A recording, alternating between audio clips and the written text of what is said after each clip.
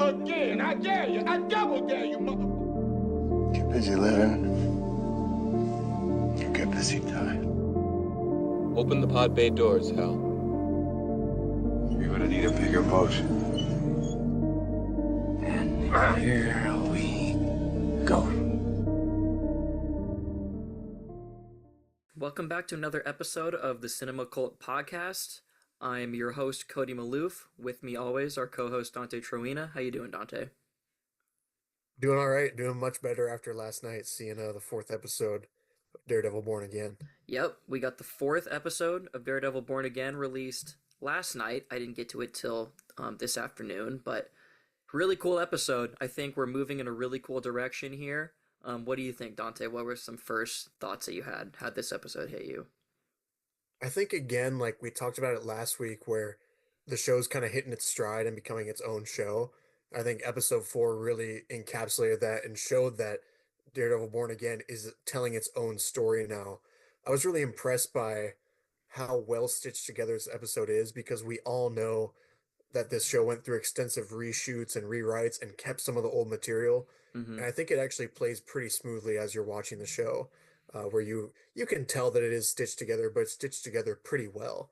I also felt like this was a full episode of TV, which is something that Disney seemingly never does, where You the mean whole it episode had like an arc within the episode itself? it had a full arc. It felt like, the first 3 episodes we talked about how we were missing 10 minutes, or there were a couple things that were rushed. I think this whole episode had its plot line completely structured out and felt like a full 50 minutes of TV, and felt like it fulfilled everything that it wanted to do. It didn't rush through any of the moments, and then it set up the future episodes too. And I think that's something that they obviously need to do if they want people to keep watching other Disney Plus shows. I think we're bought in to Daredevil Born Again at this point, but my first thoughts are just all positive.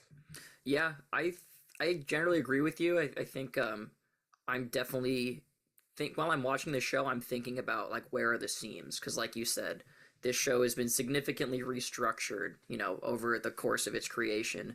I think all the directors were fired at one point, and then a new showrunner was brought in like after a lot of stuff had already been shot. The first rendition of this show was also supposed to be 13 episodes instead of, I think, the 9 that we're getting. 18. So 18, oh, 18, yeah. 18, right. So Yeah, it's supposed to be yeah. a lot longer, like longer than even the Netflix seasons were. But I am noticing the seams a little bit. I think the one place I did notice the seams in this episode was the little subplot of Matt defending this guy who is caught shoplifting. That felt And just Leroy. Leroy, I don't even remember his name. That felt really out of place to me. I'm not gonna lie. Like this whole episode, I really enjoyed, except for that. I didn't love the performance. It felt really weird, and like we are supposed to feel sympathetic for him, but I didn't feel any sympathy for him. I'm like, this guy's just a fucking idiot. Like, what was he even talking about? I paid for those last week, so I took him. Like, what is he? I just didn't make any sense to me there. What did you think about that? Well, that was weird too. When he's just, could it have been a scroll? That just felt like such a weird, like, reference that was just like jammed into the middle of the episode. I don't know. That was just weird to me. What do you think? I can agree with you on that. Like it felt a lot like what the old show was pitched as, Like a which was Matt taking procedural, on. like a legal procedural. Yeah, Mm-hmm. and I do like to see that side for Matt. I like to see the mundanity of being a lawyer, and I do think it hit what the episode wanted to go for. But I can completely agree with you that I did not sympathize with Leroy whatsoever. I didn't feel like I didn't feel bad his for him. performance gave much to me. I really liked the line about them rather spending 5 times the money to lock me up than to keep me out on the street and give me food stamps. That was a great line. Yeah. I enjoy or not enjoy, I guess, but I appreciate where it put Matt at the end of this, where Matt very much felt fucked over by the system. That Mm-hmm. totally serves what his character needs to feel at this point. But I can agree with you that it did feel like a part of the old show, uh, and stuff that we don't want to see going forward.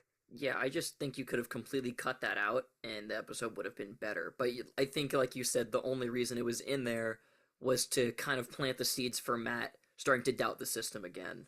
Yeah. Which is ultimately going to lead him to put the suit on. I hope soon. I hope like by the next episode we get it. Probably maybe at the end of the next episode we get him putting the suit back on and going back out and being Daredevil again. But that definitely feels like where we're headed. Yeah, we saw the suits up above his apartment. He has about 5 cowls up there, Yeah, so that was I think cool. we're getting to that.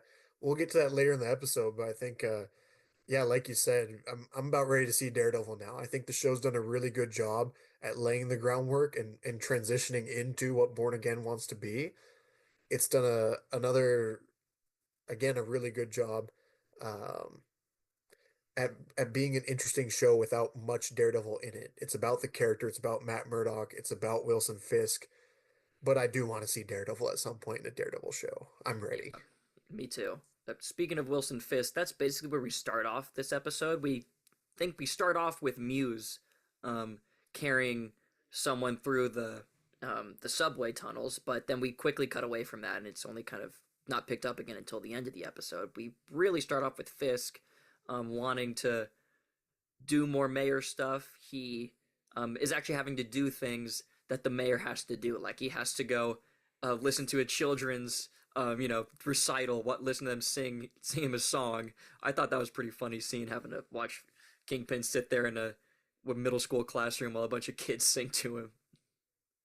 Great gag. And I think Yeah, D'Onofrio, the line, no, no, no, no.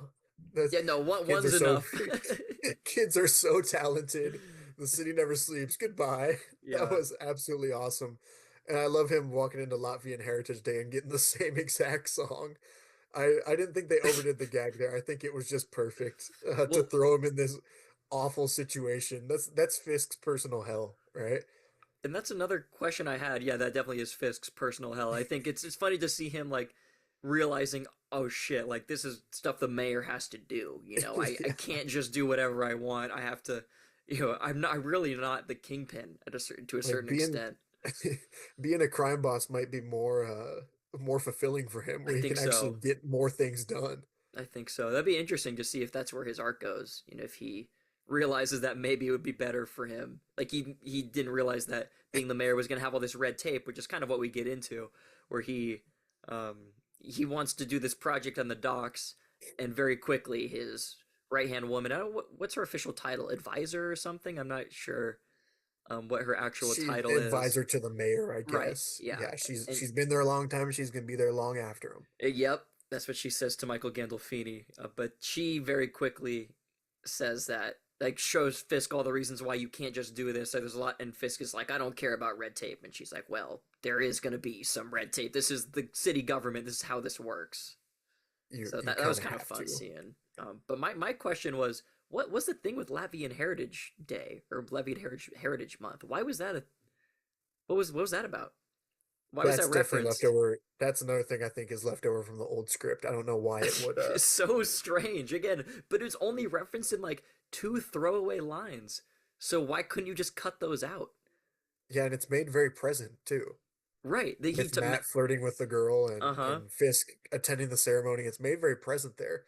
And there's no building off of that. It's just kind of a it It's shows like that they're on the what? same day, I guess. Yeah. So weird. But yeah, that I like that scene. I did like that scene of Matt in the courthouse. I don't know who that lady's supposed to be. What her job is? If she's like a clerk or if she's the DA or some sort of prosecuting attorney, I guess. Or Probably one of the assistant DAs, yeah. yeah. But I like that scene. And Matt's he's a dog. He's well known, Matt Murdock, to be a complete dog in the comics and in the Netflix series too. So Yeah. that was kind of fun to see him flirting with her, and she's like kind of into him. I like that scene. It's great to see him turn the charm on, and again, it gives Charlie Cox something else to do too, because this show has been, in true Daredevil fashion, it's been a bit of a downer as far as where Matt's arc is heading.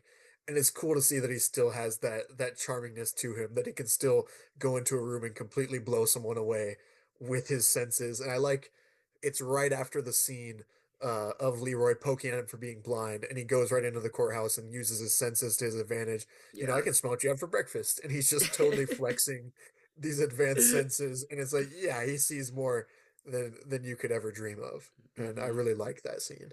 I thought that was funny that he would actually tell her that he can smell what she had for breakfast. Like that's a Yeah. little weird, honestly. I don't know if every girl would appreciate that. Yeah, that was just kind of funny, but Yeah, I liked all the comedy in this episode. There was a few comedic moments that was fun, but then we moved They were right along. used at good moments. They were Yeah, used at really good moments where it didn't undermine anything that was going on. It just added to the hilarity of the situations. yeah, So I think they picked and chose, and that's what made the comedy land so well. yeah. But and very quickly after that scene, we have Matt run into the cop, one of the cops that he beat up in episode 2 in the courthouse, and that was a fun scene. I like that interaction. I really like Officer Powell, and I like how big of a part of the series he's becoming. I like how Matt just goes in and presses him right away too, Hmm. and using his senses again to determine if he should pursue Powell. And that line about next time you come to me, you better have a couple more boys with you Yeah, was just awesome.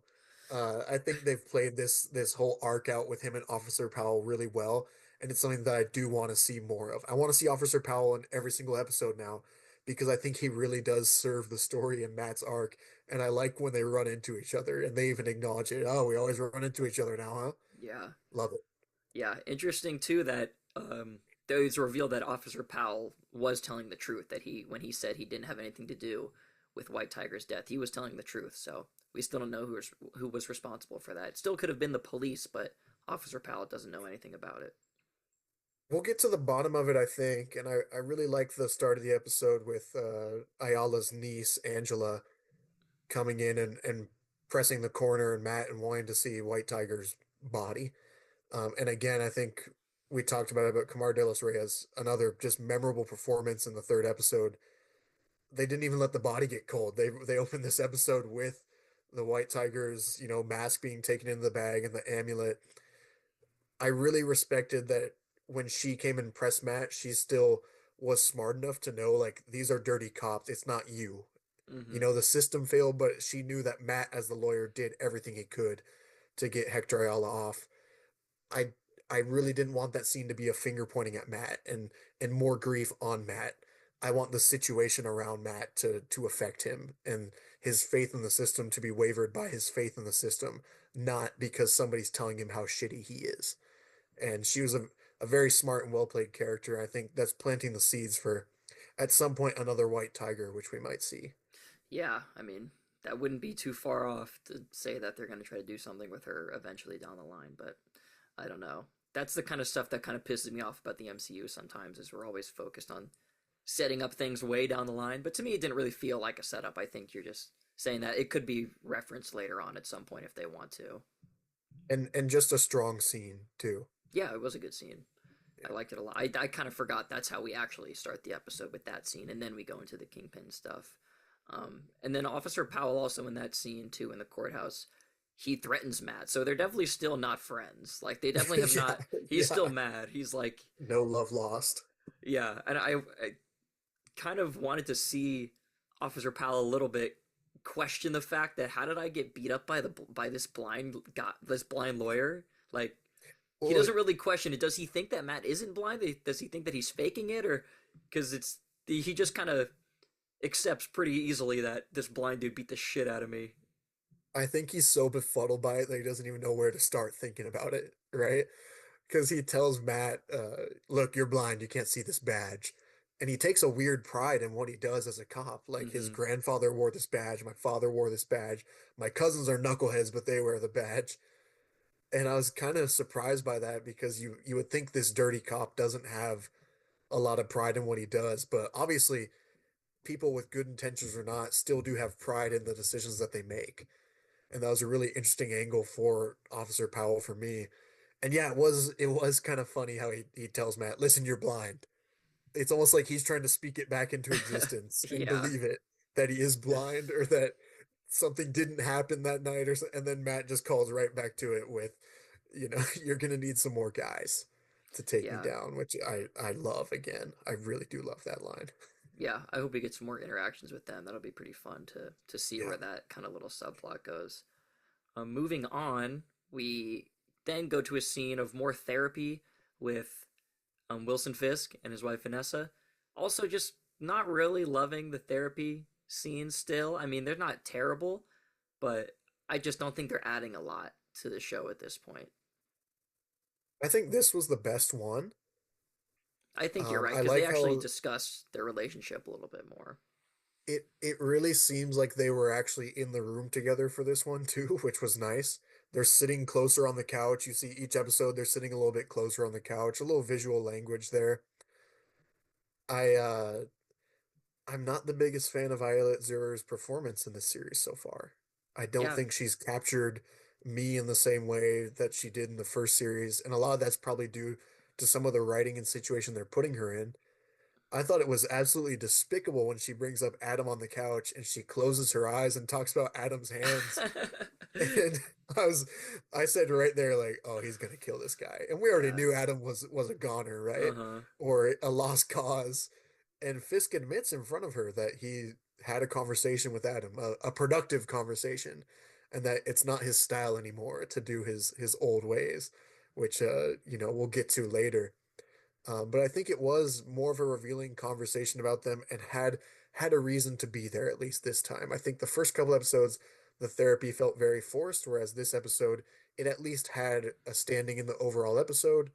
And so I'm not as uh maybe lukewarm to it. I'm okay with it in this. Yeah, but you're right. At least this one is setting something up. The other ones really felt like they were just there to tell us that their relationship wasn't great, which I don't think we needed all those scenes to do that. But this one, yeah, it's referenced. They talk about what was her boyfriend's name again? Matt? Adam, Adam. poor guy. They talk about Adam, and then later we see what's actually become of him. So at least that was setting something up, which you're right. I did appreciate that, but overall, I don't know. I'm just not the biggest fans of these therapy scenes so far, and I agree. I don't think the performance is super strong on the other side of Vincent D'Onofrio. It kind of feels a little weird I because think she the was so great writing in the Netflix series, but she feels a I little think off the here. writing might have really pushed her into a different category in the Netflix series that she's just not reaching here. I don't know what it is in particular, if it's her or the writing, but I think there was just better things for her to do that played more into her strengths as an actress in the Netflix series. I'm also maybe it's just us being fatigued on the relationship too at this point, and just kind of a weird decision to take him down this path. But I think it gets a good payoff at the end of this one. You're right. It does get a good payoff at the end. We'll talk more about it. We'll talk about the end, Yes, when we get there. But after this, absolutely. after the therapy with the Fisks, we then move on to Matt investigating White Tiger's death. This is stuff I like to see from Daredevil, is him being a detective, because he also is in the comics and in the Netflix series. He's a damn good detective too, and maybe not quite Batman level, but he is really good detective. So that's fun to see, and we see him going right to where we ended off in the last episode, and goes on from there. They highlighted his senses so well in that scene with him dropping the bottle, figuring out pinpointing where it was, finding the bullet through that. It was just the perfect line of totally makes sense for the character, but is also so comic booky and ridiculous. But it doesn't feel ridiculous because of how they presented it as the character and the way they have fun with the presentation, with the sounds and different cameras that they use when they're using Matt's senses. I think that's something that they're really nailing in this show. Mm-hmm. I really liked the way that the music played in too, and as he's going down into Frank's lair, you can hear the beat of the music like he's tracking Frank's heartbeat from all that way away Mm-hmm. after he feels the Punisher logo on the bullet. I think that was just terrific, and they're playing on his senses again so well in this series. Yeah, yeah. I think that's some of my favorite Daredevil stuff, is him using his senses, because there's so many cool ways you can use them. I think as a writer, it'd probably be really fun to write for Daredevil, whether Yeah, it's in comics or in film or TV, because you can do so much cool stuff with those senses. But then we move along to the reunion that we've all kind of been waiting for. Daredevil eventually tracks the Punisher to his underground lair. He's just got like some weird office in some underground um, layer of some sort there. And yeah, yeah, he's the we get John manager. Bernthal. He's the manager, yeah. That's right. And then we get John Bernthal returning as the Punisher, and what I thought was a really great scene. My favorite in this episode, and I think one of the best we've gotten in the series so far. It was ripped right from the comic book page. It feels like there's not a page with that particular conversation, but it felt ripped exactly from their conversations in the comics. And I think it was a really good continuation of the old show too. It just walked those lines perfectly and put us into where these characters are at now. Daredevil and Punisher have always had this weird admiration, relationship, loathing, weird friendship for each other. And I think it's cool that they were tracking each other somewhat through the times, right? Frank brings up Foggy almost immediately in this conversation. Mm-hmm. Matt sees where Frank's at and says, "Are you plotting your next kill?" They very much know where each other's at from afar. And I think we can get into the dissection of this conversation because that's about all I want to talk about after watching this episode. As much as I liked the rest of the episode, and I really did, this is what I live for as a comic book fan. Yeah, I mean, what else do you have? What did you really like about it? I love the way Matt's the one that's pressing him, and Matt keeps or he brings up the word service to set off Frank. He talks about this could be of service, and he's feeling the guns, and Frank immediately gets ratcheted up another level because of the word service. Oh, Mm-hmm. service, you know about service? Okay. Um, Matt calling him a victim and just laying it on with him, and Frank being absolutely disgusted by that word. Um, Frank throwing it back at Matt and saying that he's full of shit and he's guilty. Mm-hmm. You're guilty, counselor. And Matt hating the word guilty too, and that brings him up another level. And it just slowly gets him up to the where they're at the same level. And the conversation breaks down of Frank telling Matt that it's gonna keep eating at him, it's eating at you. It's not about Foggy, is what Matt's insisting on. And Frank's telling him then say his name. I'm just recapping the scene, but that's Yeah, because the no, scene's so great. it was a I great scene. can't help but like just say exactly what happened because it's Mm-hmm. so freaking great, man. Um, Matt snaps and hits Frank. Mm-hmm. Frank's riled up by the hit. He gets this little reaction by it, Yeah. like there we go, let the devil out. And Matt immediately saying, "God damn it, God damn you," and he's Mm-hmm. talking to Frank. He's talking to himself for snapping. He's again like I love the lines of Matt's little inner dialogue popping out where it's talking on multiple levels. Matt apologizes, and I love Frank looking at him almost sad and realizing where Matt's at and saying like, "Don't apologize, Red. That's the first honest thing you've done." Yeah. Unlocking that side of Matt, and then He's him just ripping pushing into him, the he's he's pushing him. pushing him, but he does very much care about him too. You can see that he cares, and you can see that he's been there. And like, fuck, man, John Bernthal's so good at acting. Like, Yeah. damn. And Charlie Cox again in the same scene. It's such a treat. I mean, we really got, I think, three of the best five comic book castings ever in the show with D'Onofrio, Bernthal, and Cox just dominating their roles. Like, who else could ever play these roles at this point? And Bernthal ripping into the monologue about his son. It is about Mm-hmm. him. Every time I stop, I hear his voice saying, "Get him, daddy." Like that gives me chills saying it now. It's like only he could deliver that the way he did, and only he could make that work the way he did. Matt defends the system. After I did what I had to do, I I tracked him down. I let the system handle it. Oh, your fucking system! Yeah. He gets disgusted again by Because Matt that's talking what about the that's their system. central conflict between those two characters, Right, right? Is and one it really it wants to believe in the system, the other one can't. well, and it gets there in such a natural way too. And that's what I love about the writing of the scene is that it gets there in this way that fits both the characters so well, picks them up, gives them the conversation that they totally would have, and then gets to immediately what the conflict is underneath, which is going to be there forever, which is the system. And I love Frank throwing out Bullseye's name instead of saying Dex or Poindexter or Leonard or th- tons of the nicknames he's had in the comics. He says Bullseye. So it Mm-hmm. very much shows you. Again, I told you I loved how they talked about the White Tiger's mystical amulet in the last episode. I love how they just say Bullseye eats his slop, and they're just calling him Bullseye like it's nothing. And just being part of that comic book universe is so cool. We then get the penultimate scene of the build, and it's Matt screaming, "He got life," Yeah, that was a trying to great justify, line. great, and trying to justify to himself even that he did the right thing about Bullseye. The music breaks. The little violin is beautiful. Charlie Cox's the whole performance, the line delivery, the the way the glasses are sitting on his face, everything's fucking perfect. And the camera turns to Frank, and what about old Foggy? Yeah, did he get Life, life? just so Punisher, It's such a great classic. line, classic. So much respect in that moment for Matt and how he's feeling. Matt finally cracks Foggy's name Hmm. after insisting that he couldn't say Foggy's name or that wasn't about Foggy. Right. He cracks Foggy's name and he gives a little smile too. Foggy, isn't it? And you can Hmm. see that, he misses his friend so dearly. He says that Frank and Matt, people like them, could work their whole lifetime to have the type of decency that Foggy does, and they never would. And Frank cracks a smile too, and Frank has like a little tear in his eye, it looks like, and Matt says goodbye. And obviously it's not goodbye to Right. Frank, but I want to hear your thoughts on the scene. I'm sorry, this scene is so perfect to me. I just had to ramble about it.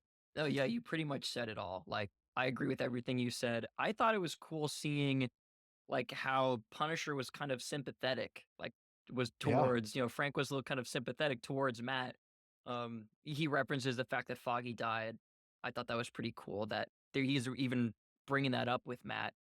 That's kind of what we're focusing on here. I like that a lot. No, you're right. Frank has a huge respect for Matt and respect for Foggy in the way that he does use Foggy and Foggy's death to get at Matt, but that's only out of a respect for Foggy and almost a love for Matt in that moment. And I think you're right. Like it was so interesting to see the Punisher be vulnerable. And we can get into Bernthal too after this. Like Bernthal saying he wrote a lot of the Punisher's lines for this show. I could see that. Bernthal turning away, coming out yesterday before the show came out and saying he turned away the initial show Hmm. because it wasn't what the Punisher should be. And that's now the third time, D'Onofrio has spoken out against it. Charlie Cox has, and now Bernthal has. Like, fuck, it's got to be awful to be those first showrunners and Right. Well, it's writers it's just who just great to got have panned. it's great to have stars that know these characters so well that they know Right. when something's not right. They know when these characters aren't being served in the way that they should. And I think so far it's been to the benefit of this season, of this series so far. I think I really would have been interested to see what that first show was because the way Oh, these stars and everyone talks about it, they talk about it like it was really bad. So I would be curious just to be able to see that as some sort of extra or something. they talk about the first show like wizards talk about Voldemort in Harry Potter. It is the show that must not be named. They hate it. And I just think it shows, like you said, like these actors care about these characters, and that's how we get scenes like this. And this scene was just built off so much care. And the show we talked about, it's kind of stitched together. It has small, nitpicks that we can go at it, but when we get scenes like this, that's what I'm there for. This to me, I don't want to be hyperbolic, Cody, but this is one of my favorite scenes in all of superhero media. It really is, just from the rip. And I don't know how that's gonna age. I don't know how the rest of the show is gonna come out, but it felt like it just happened at the perfect time in the show too. It felt like a moment that we just needed at the end of episode 4, and it has me so ready to see more Frank Castle in the Marvel universe. I Yeah. mean, this is his first 5 minutes. Yeah, This is and his we're first 5 supposed to minutes be of getting Marvel. some sort of Punisher special, kind of like a Werewolf by Night special on Disney Plus coming soon. So I'm definitely excited to see more Punisher in the MCU. It's going to be pretty sick. Was his first 5 minutes, I dude. know. It was His a great I do not reintroduction have for him. time for your candy ass superhero shit. Yeah. His first 5 minutes, he ripped it. It, He it, absolutely killed this performance. it feels like he never left. You know what I mean? Like At it all. feels like he's just is blending right over from the last time we saw him on Netflix. So it's really fun to see. It's really cool to see John Bernthal just being this character again because he's so great at it. Fits like a glove, and I think we can both agree you felt this character's history that was off screen. We haven't gotten any Punisher since I believe the end of 2018, Hmm. and you felt all of that, all those years that he's lived in this universe without being on screen. You knew exactly where he was in life right now, just by a couple phrases from Frank. So just bravo, man. I rewatched the episode today in preparation for this, and I I really liked the episode. It was so hard not to just take the scrubber, Uh-huh. fast forward to this scene, go to it, restart it again because this was phenomenal, and this is why I don't care if we get a Daredevil show with Daredevil in the suit so far because we're getting scenes like this. Obviously, this is a one of a kind scene, but we're getting really good scenes with Charlie Cox being Matt Murdock and just serving the character so well. Yeah, the other thing I want to say about this scene is we're kind of starting to feel the impact of Foggy's death now. I mean, we saw Matt being upset about it, obviously, in the first episode, but we haven't really had a lot of references to Foggy since then. We haven't really seen Matt like be affected by it a lot in this series so far. We also had the 1 year time jump, so it makes sense that he's a little bit further removed from Foggy's death, so he's not as like day to day visibly depressed about it. But it's cool to see Frank reference Foggy and really see Matt's reaction to that and see that obviously it's still very, very affecting for him. It's weighing a lot on his mind. And I'm just glad we're doing something with the death of Foggy because I was a little Yeah. like weary about it in the first episode of is it just going to be like a cheap way basically to get Matt out of the suit, or is it going to be something that like lingers throughout the season? And so far it is. So was really happy to see that too in the scene. It's like Matt's acknowledging the death. He's carrying Foggy around with him, but he hasn't acknowledged yet how it makes him feel until this scene Yeah. and how he truly feels to his core about it because it's Matt Murdock, it's Catholic guilt, you know what the character is going to feel inside, and you finally got confirmation of that in this scene. It took Frank Castle to get that out of him, but it did feel like something that he was holding on to for a year, for that 1 year gap that he hadn't really addressed with himself. He obviously hasn't been going to church. He obviously has lost faith Mhm. in the church, and now he's losing faith in the system as well. I'm really curious to see where it pushes Matt.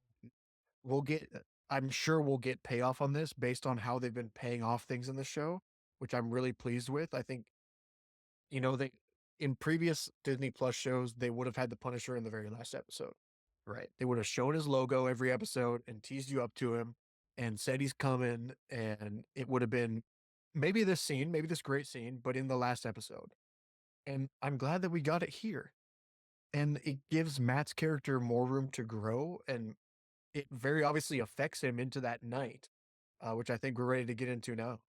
Yeah. I think I hope anyways we're gonna get a lot more Punisher down the line. I mean, I think a lot maybe is a little bit too much to hope for because I don't think this is the last No. character that we're gonna see. I think we're gonna get some more people popping up. I don't not sure Oh, exactly who yet, but I think you might be we might be building towards more than just Punisher and Fisk here, but we'll have to wait and see. Well, we are in a way because we also get Muse a couple more times in this episode. I yeah. feel like we could talk about this scene all day, so I want to try to move on to the rest of the episode here. But there's only a few scenes after that scene, anyways. That really is like the penultimate scene of the episode. It's like basically the big climax, and everything else is kind of come down after that. But we get Matt going home to Heather Glenn. We have anything else you want to say about this Punisher scene before we move on?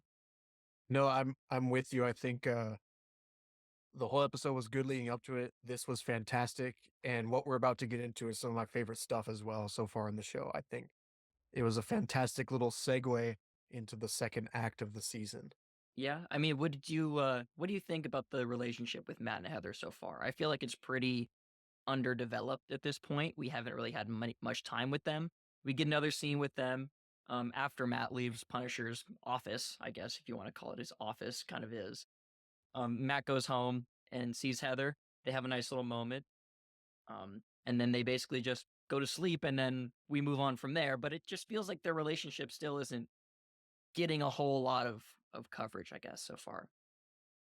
I like them when they're on screen. I think they have really good chemistry. I And agree. again, Yeah, like Charlie Cox has chemistry with anybody, man. He's a sly dog. yeah, he's He's great. he's a slimy bastard. He is Matt Murdock through and through. Um, I told you I liked the scene in episode 3 with their small conversation there, and I like the scene with their small conversation here. I think they're underdeveloping it for a reason because I think Matt cares about Heather and Matt likes the relationship with Heather. I think deep down also Matt, it's not the most important thing in his life at all right now. And it's very much something that while he may love her, he might be using her as as something that he can call stable or something that can be, just for him to come home to at night. And part of me is like, yeah, then they really need to develop that to land if they're going to go that route. But also, like reading the comics, this is the most Heather Glenn's been developed since ever. So they're doing more with their character, I guess, than has ever been done. And I'm really curious to see where they end up with Heather Glenn because she ends up in a very interesting place in the comics. Um, I like when they're on screen. I don't have much other thoughts than that. I like when they're on screen. Yeah, we just haven't had much from them so far. I think their chemistry is good, but the relationship is pretty undeveloped at this point. So we'll see if they're going to continue to build it up, or like you said, it's maybe just something for Matt to kind of come home to every now and then, and that's it. But I Yeah, think we will get something just for the fact that she is the Fisk's therapist. That's going to play into it at some point. absolutely. Yeah. But then we get a really cool scene of Matt getting out of bed in the middle of the night, going, Laying up, him Yeah. laying up at night, it's bothering him. yeah, he just can't stop thinking about what he needs to do, what he's ultimately going to have to do, which is don the Daredevil suit again and let the devil out. And he goes. Where does he go to his attic or his basement? Where's his little layer there? Was it he I go think up? he goes up because he climbs up the ladder. I think his basement's above him. Well, because that would make sense too. Because Or then not his Fisk is basement going. above him, but Fisk is going down. his- Matt's going up. Fisk is going down, Matt's Yeah. going up. Exactly. That was one thing I wanted to talk about in this scene, but I I think that's why he got the new apartment. He has really good storage in that apartment, really good storage space. So there's our gripe with the new apartment, I guess, gone. Um, yeah, you can break down this one. I love this scene as well with their condescending routes Yeah. right now that are so similar but so different in how they're doing it. Two men that cannot deny who they are. Right. I think that's a perfect way to describe it. Yeah, the basically last scene of this episode is two scenes intercut. One is Matt, like you said, ascending in his apartment to his kind of Daredevil workshop, Batcave, for lack of a better term. Where he has Right. all his stuff. We see like a lineup of 5 or 6 different cowls. I thought that was really cool. It's cool to see that he's progressed as Daredevil. I think we got references to that even like in his appearance in She-Hulk. He's wearing a different colored costume, the original one from the comics.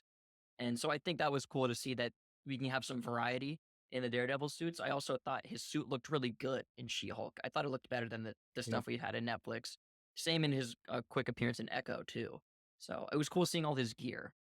The Shadowland helm is there, which is a very divisive story of the comics, but it's interesting to know that the black suit has happened at one point. I'm not the biggest fan of the story, but the suit does just look awesome, dude. It's a black Daredevil suit with Okay. red double D's on it. Like, come on, Yeah. you'd have to be just like completely ignorant to not like it, even if you don't like the story. Mm. So that was cool to see for me to have confirmation of it being there. Yeah, and while we get Matt going into his Daredevil workshop, and then we also get him on the rooftop practicing with his Billy Club and just kind of getting back into it, getting back into being Daredevil. And then we have that scene intercut with Wilson Fisk, who is having dinner. Well, how's that scene start? He's having dinner with Vanessa. Well, he has dinner with Vanessa. They very much seem like they're in a better place now, and Yeah, they broke ground at their therapy today. they talk And, about what happened in the therapy session. Wilson's incapable of hurting her, and she's grown into something even more extraordinary. And Wilson's on his diet dinners right now. And my notes here say Fisk is descending, Matt is not. That Right. was my simple way of putting it. And Fisk, as Matt's up at night, Fisk is up at night. Fisk walked down into his basement. He walked past Rabbit in a snowstorm, which is still there Right. with the With blood splatter the on it. blood And I don't know splat. if that's from season 3 or if that's from maybe his little prisoner that he has in Adam. I thought that was a reference to season 3 because if I'm not I think mistaken, that it does was. happen in season 3, right? I can't remember It's what up there. exactly, but someone hits their head on it or something, and it gets a blood splatter Matt- on it. Matt's punching him in front of it right at the end. Right. Okay. Right at the that's end right. of season 3. Yeah. And so yeah, Rabbit with the snowstorm's down there in his little hideaway. It's Mhm. like a memento to the Netflix Fisk. Yeah. It's a- Yeah. And he sits there and he has pasta and like 4 sausages, just a Uh-huh. carbs rich dinner. And I love how they weaponize food. Like he's been making the appearance even to us. He's slimming down. He's eating better food. Mhm.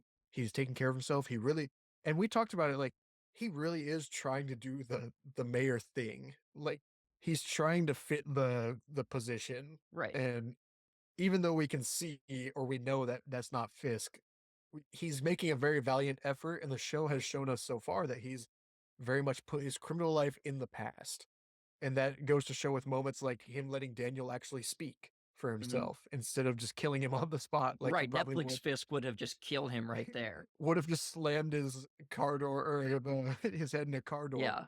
at that moment instead of letting him redeem himself, which go somewhere, I'm sure, as well. But yeah, Fisk is eating his big dinner. He is Netflix Fisk again, and Adam is in the cage, and Trapped in Fisk a gives a cage. Yeah, classic investigation. monologue about my father told me forgiveness and oh yeah, he's right back in. And once he It's starts like talking he about his slipped right into father, the shoes. Yeah, you're like, you "Oh, know you're he's fucked. back." Yeah, You're exactly. fucked. Um, and Matt or Adam screaming, "Let me out! Let me out!" Mhm. And Matt, up on the rooftop, Let that last exactly. That's shot, "Let me out! Let the let the devil out!" devil out. So Yeah. good. I think this is clearly something that was a reshot and was something that was added into the. I think the whole end of this episode was all new material, fully, like through and through, all new ideas, and that has me. It was just such good character understanding, and through the camera, through the writing, through everything, like the show was so in tune with itself, where I just lost myself in the show from the Frank scene onwards, or really the investigation scene of White Tiger's death onward. The show just felt like it was in this like flow state, right? Mhm. And yeah, Fisk Fisk being there in his basement, eating his fucking meal, watching his little prisoner in his cage. We knew Adam was fucked. I don't think we knew that this was gonna be. I think we thought he was dead, Yeah, right? yeah. I thought he had already been killed, and it was maybe going to be revealed, but now it's a whole nother thing because he has him trapped in his basement. So, what's going to come with that? He's going to have to kill him at some point. I'm just kind of confused as to why he didn't just kill him. Like, why does he have him trapped in his basement just to torture him? I guess, or I think he just enjoys it. Like he just enjoys showing that he has the power, and it might be the one thing for him that he can do that now, right? That he can be his old self yeah, around this Adam because he knows he's never going to get out, or he shows his, he even corrects, he calls him Mr. Fisk, and he corrects him Mayor Fisk as right, he's eating his dinner. And he, right, he very much, and that's probably the first time that he's actually used his position as mayor for like direct rude power. Whereas in most of the show, it's been like uplifting Mayor Fisk, getting clapped at. We built this city, and his little models and stuff. But now it's hey, I'm Mayor Fisk. You better fucking respect me. Like yeah, that's how that line felt, and it just slips right back into the Netflix show, and it puts us on such a cool trajectory. Like the whole episode's about two guys that are trying their hardest to conform to what the world needs them to be or what they think the world needs them to be at this moment. And by the end of the episode, we've gotten this really well paced, slow burn into where they used to be and where they belong, frankly. These are where these two characters absolutely belong. And it's so interesting to me. It's so cool to see them truly back, and it's such a springboard. Next week is two episodes as well. So right, we're right. springboarding right into the meat of the show, I think. Yeah, I think you're totally right on that. I think this is really where we're starting to ramp up, and shit is really going to start to hit the fan. I think the overall like plot and arc of this season is going to be revealed pretty soon of what Matt is actually going to be fighting as Daredevil. I think the 2 episode premiere definitely points to that too, or the 2 episode not premiere, but the next 2 episodes coming Yeah. out together definitely points to that. Is there's something big is going to happen next week where we're going to need 2 episodes to cover it all. So going to be fun to see what happens.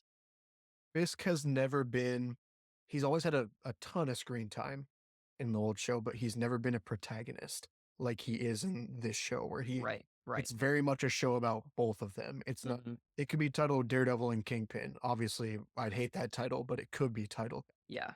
Um, and I really like that. I really like him being just this. It's a fresh way to explore Wilson Fisk that I don't think we had in the other show. And it's a fresh way to explore Daredevil right now too, in a way that we didn't have in the other show. Obviously, they still have their core character traits, but the positions they're being put in are new and fresh, and they're still getting so much mileage out of these fantastic actors. Um, that it had me so freaking happy. The last 15 minutes of this episode had me just on high coming out of it. Yeah, I'm having a lot of fun with this show so far. It's been really fun just to follow it week to week, and I think we're being well rewarded. I don't think it's a perfect show so far, but I think it's well worth watching, and I think we're pretty Yeah. so far. It's well worth the wait. I think the wait was has always been too long. It's kind of crazy how long it's taken to get to this point, but at least I think we're being rewarded with some pretty quality TV so far. I think you're right, and I think we're really getting into what not just what this season wants to be or the arc of this season, but what the show wants to be with these showrunners and with the directors. And they were ripping new parts of the score into the show this episode Mhm. too. There were Mhm. new pieces of the score that I hadn't heard, and it just felt like a whole new episode. It felt like something that was really progressing in the way that Daredevil wants to progress right now and where they want season 2 and 3 and beyond to go. As you know, they're shooting season 2 right now in New York. I've seen just a couple of tweets of people, taking selfies with Charlie Cox as he's walking on the set God, of that must be Daredevil so because they're cool. filming right on the street. And getting like one of the set posters, they got it signed from Charlie Cox, like one of the Mhm. simple posters, like "Make New York Great Again" or something. And then it's Charlie Cox signing over it for just one of the background set posters. Um, I'm I'm so high on this show, and I'm so ready to see like our characters back, truly what they deserve. I think this is as good as with everything that went on with this season and the years of production. I think we got the best possible result so far, and I really hope it keeps going on this. Do you want to touch on Muse really I quickly, or do you do. want to Yeah, save yeah, that yeah. for the next episodes? Because Muse is where I think we're also gonna get again just delivered some awesome content through Yeah, Muse.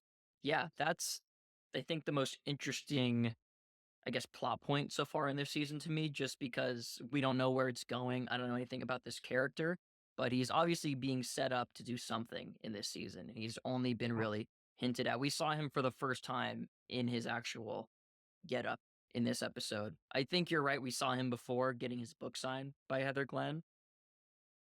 So yeah, I don't know. I don't know much about Muse, but it was cool kind of intro to him in this episode at the very beginning, and then it's almost like a post-credit scene to this Yeah, episode because we get let me out, and then it's cut to black, and then we hold on black, and then we come back to Muse carrying a body through the subway tunnels, and he kind of brings this guy to his lair where he's got people hanging up, like hanging off from the ceiling. meat hooks. Yeah, Yeah, from meat hooks, and then we get him taking the like draining this guy for blood, and I think the implication is that's what he's using to paint all of his paintings. It's like people's blood. At least that's what I was. At least that's what I thought when I saw that.